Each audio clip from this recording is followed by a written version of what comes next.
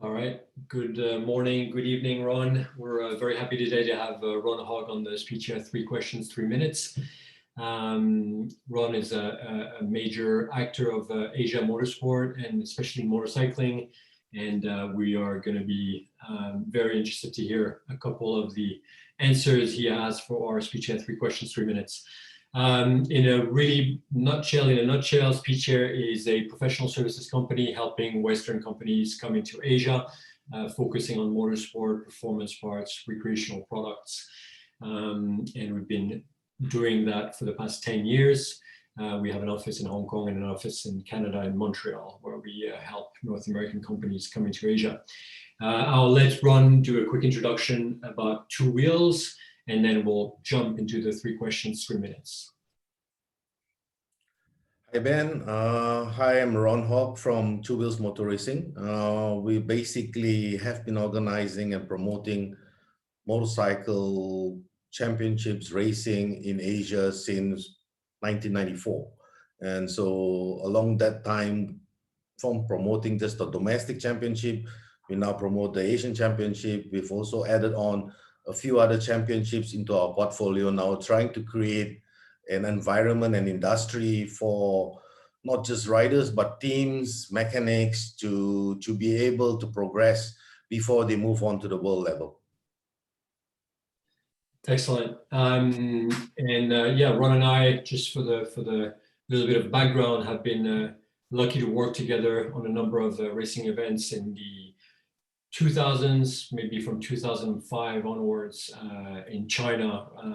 Two Wheels and Ron and his team have been involved in China a lot, racing in China. And as I was one of the general managers of Zhuhai Circuit, we were working together on racing in China. So it's been a long time that we've known each other, and I thought that bringing some of Ron's experience to this video would be interesting. So the first question that I have for you, Ron, is now we all know there's nothing that I can add. That it's 2020 and the beginning of 2021. Now things look like they're getting a little bit better. Has been a real challenge for everybody on this planet, but in terms of business, also significant challenge for motorsport. We've seen that very few motorsports have been able to go on as usual. A lot of races, a lot of events have been canceled. And so we're interested to see how you've kept on doing races, what you've been able to do in 2020, and what you have done to kind of like, work with your team, keep Two Wheels motorcycle group going, and what kind of new projects you've worked on and created. Well, I think 2020 has been a big challenge, and even 2021 is still a challenge for everyone involved in all sports, not just motorsports. I think 2020 we managed to complete our national championships. We were unable to complete our Asian championship. In fact, we were lucky and unlucky. We had our first round in Malaysia for the Asian championship, and subsequently after that, the world started shutting down, and since then we've not been able to race. And moving forward with that, we realized for the business, for the teams, professional teams involved, where their sole income or major income is coming from sponsorship, there was a need for us to ensure we still could give publicity and eyeballs to their sponsors. So we quickly adapted.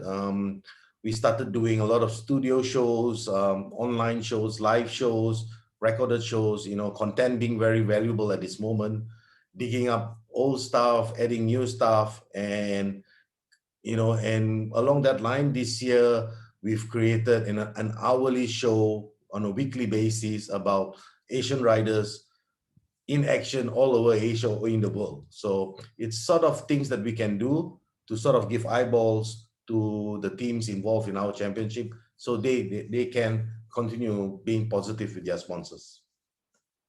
That's really fascinating, and it's true that content has been taking a huge. I mean, it's been increased a lot, by a lot of companies that have been, finding this way to kind of keep business going. And when we were offline a little bit before, you mentioned that you had to do some modifications even to be able to do this. So maybe just one word on that, like in your office, in your company, to really adapt and to be able to produce some really high professional content. Well, basically, I think the first thing we had to do was we built a studio in our office to do all these shows, able to do, with all this technology now available, Google Meet, Zoom, Teams, and to do a studio show where we are able to connect with the teams, ask them questions. I think one of the bigger challenges we have in Asia is the diversity of the languages. And actually, English is the least spoken medium in Asia, and so to do the shows and to do the translation, subtitles for this purpose was a big challenge, but it's been proven to be quite successful. And to be honest with you, probably due to the fact that a lot of events can't take place, and if they are taking place without spectators, our online content has grown, the viewer numbers has grown threefolds as before. So there is a positive side of this entire thing. So it's just a question of how we challenge ourselves. Excellent, and that's really interesting, and I think that's a really good transition for the question number 2 that we have for you, which is how you have adapted to the new world we live in 2021 and beyond. And I guess what you have created, is that something that's going to be that you're going to keep going? Is that just something that you did temporarily? And then so I think that's a perfect transition. Well, I think 2021, we still haven't started. I think things are a little bit more difficult in Asia, where the countries, most of the countries in Asia, the borders are still closed. So you can't go, you can't visit.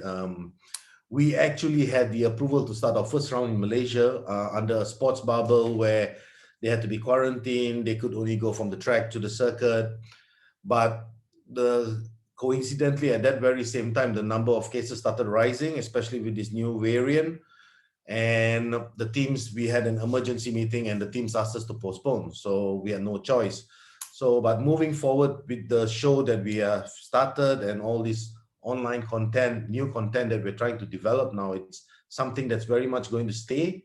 And in fact, probably put more effort to deliver more information and content which our spectators would like to see. And, indirectly, at the end of the day, I think if we are able to justify certain number of eyeballs, if it's on an increasing trend at this moment, then our teams would be able to continue participating in the championship. Some of them are paying their staff for almost now a year and a half without anything, so just surviving on sponsorship money. So we have to do our best to deliver to the clients. Right, of course. That's definitely a huge challenge, and you see on the global motorsport scene that Formula One, MotoGP, that the top two. At least some of the top racing is still going on, but you guess that they will have probably special government approvals and special budgets to be able to face the kind of situation that we're all facing. And then a lot of local races are not able to, local or regional races are not able to keep conducting business in the way they usually do with the restrictions. This brings me to our question number 3, which is, what's your feeling about the current motorsport and motorcycling market in Asia? And you're free to reply Asia wide or Southeast Asia, or what region you think is more interesting for you. But how are manufacturers pushing? How are things going? You have like a few pieces of data that you want to share. Our audience, as I said in the introduction, are mostly Western companies trying to understand better the Asian market and trying to see how they can come in the Asian market and benefit from the boom that's been going on for many years. Well, I think to be surprised, the numbers for the motorcycling industry is still very, very positive. In fact, for example, in Malaysia last year, it was a record, despite not operating for 3 months in a year, they sold more bikes than ever. And it could also be a condition where people are changing their lifestyle now because they have to look at cheaper alternate modes of transportation. As you know, bikes are very important in Asia, and close to 70% of the world bike market is in Asia. So um, in to put it in perspective as well, we have been receiving good support from the manufacturers and the industry players. So they still acknowledge the fact that this is a very important market. And despite the fact that we are unable to conduct races, they're still supporting in our online content programs and all the other stuff that we're doing. We've recently had a manufacturer planning to start a new a new event next year in 2022. So things still looks very positive.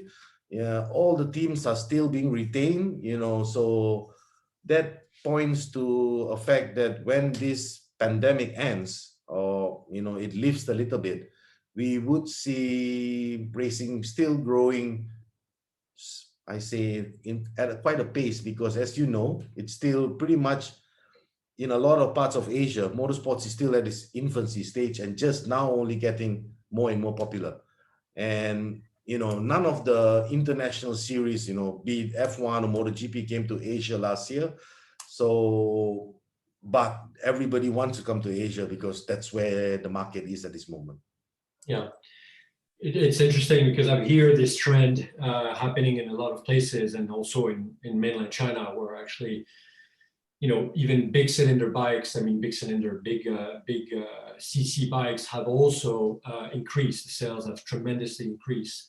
And of course, we can, there's many hypotheses of why this has happened. And, that the fact that the travel income has gone into recreational products and recreational motorcycling. And you're saying, obviously, in Southeast Asia and that region of Asia, it's also a huge means of transportation.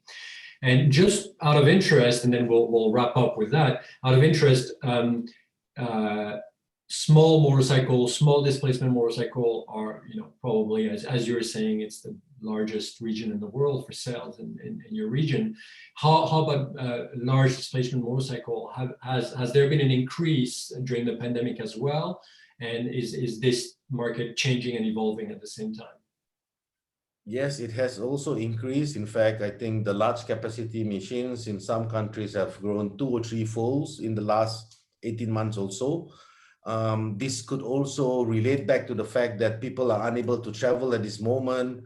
So they are looking at different pleasures in their life. So getting a bike, riding around the country where they're allowed to go is a reason. And a lot of the manufacturers are now coming up with, alternate models of bikes. So you're getting like twin cylinders, triple cylinders, all kind of configurations to suit the ever-growing market demand.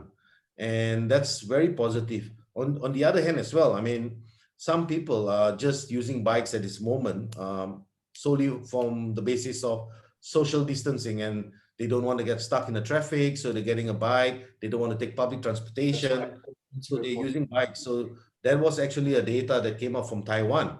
We said that their number of sales increased because people didn't want to take public transportation anymore. So there's, as you say, there's many reasons as to why people are now using more bikes, I guess. But generally, it's still very positive. The support of the industry is still there. So we envisage good times coming when this pandemic ends. Okay. Yeah, thank you, Ron, for this insight in the Asia motorcycling market and motorsport and motor racing, motorcycle racing. And it's inspiring to hear that, you guys, your company has done so much to create content and to promote riders. And I think you raised one very, very important point, is that, yes, there is motorsport, there is all the content, there is all that, but behind all that are the motorcycle riders and the teams. And without the teams, there is no such thing as motorsport, obviously. And it's great to see that you've put a lot of effort to actually support those teams so that they can, afterwards support you back and support the events back, and hopefully keep racing and keep having enough income to keep racing in the future. And the insight on the motorcycle market in the region is also very interesting and good to see that people are actually using this mode of transportation, for transportation and for entertainment. So if you people who watch this video want more information on the Asia motorcycling market, contact us. We can put you in touch with Ron Hogg's company. And then thank you again very much, Ron, for this little bit of information on the market. Thank you, Ben. Thank you. Bye-bye.